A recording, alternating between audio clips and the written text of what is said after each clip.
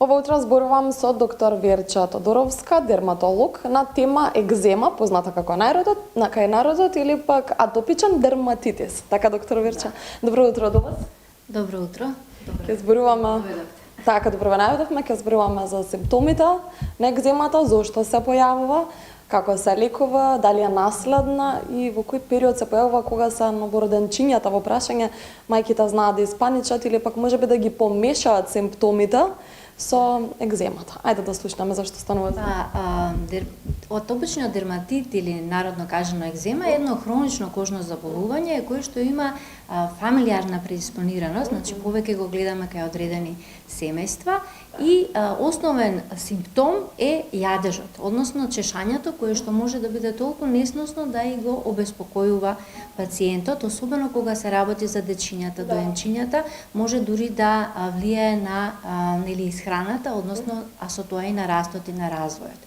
Основна причина зашто се јавува е една наследна, да речеме, дисфункција на кожната заштитна бариера, значи она хидролипидна бариера која што кожата ја штити од надворешните влијанија, кај овие најчесто деца, нели, бидејќи најмногу го гледаме во таа возраст, недостасува една масна компонента која што не дозволува водата да испарува.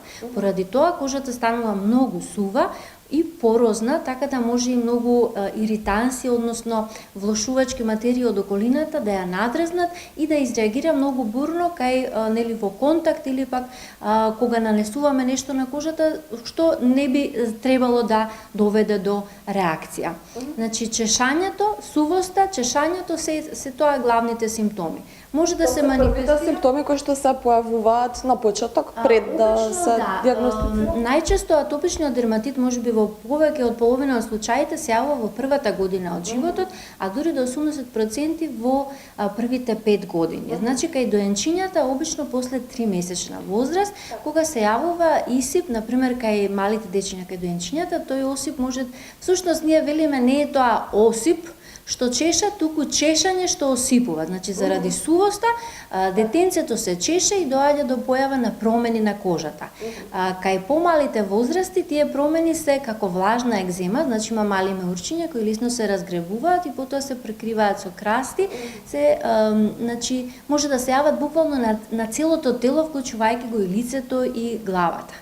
Како расте детенцето, тие промени на кожата поинаку се манифестираат, како да се локализира екземата, па ги гледаме, на пример, кај поголемите дечиња на лакотната јама напред, околу рачниот зглоб, позади коленцето и на задната страна од вратот.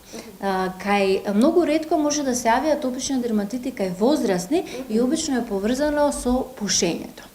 Што е основно, значи кај атопичниот дерматит, како практичен совет, многу иританси од околината знаат да го влошат. Тие иританси може да доаѓаат од воздухот, например поленот, прашината, дерматофагоидес, потоа може загадувањето во воздухот, димот од цигарите, сето тоа знае да влоши. Потоа имаме иританси кои влегуваат преку храната. Значи, најчесто кај дечињата во првата година советуваме да се избегнуваат, да речеме, кравјото млеко, чоколадата, јаткастите плодови, цитрусните плодови, кикириките. Значи, тие се како најчести иританси, меѓутоа било кое овошје или било која храна може да доведе до реакција. Интересно е што кај атопичниот дерматит, значи, само во 1/3 од случаите имаме вистинска алергија на одредени храни или некои елементи од или со кои што доаѓа во контакт пациентот, а останатите 2/3 се всушност интолеранција која што детето со текот на животот ја израснува, односно како што кожата ги воспоставува своите комплетни функции и имунолошкиот систем се стабилизира, едноставно велиме детето ја надраснало својата атопија. Ама во 1/3 за жал сепак има алергиска диатеза и може да продолжи со така наречена атопична триада, а тоа е поленската ќавица и астмата. Може ли да се излекува екземата? Значи, Како се третира воопшто? Ете така, најважно кај екземата е секојдневната нега, бидејќи со нанесување на специјални креми, балзами, лосиони, ние ги викаме емолиенти, ние ја надоместуваме таа масна материја која што не штити и која што им недостасува и со тоа ја правиме кожата поотпорна на надворешните влијанија.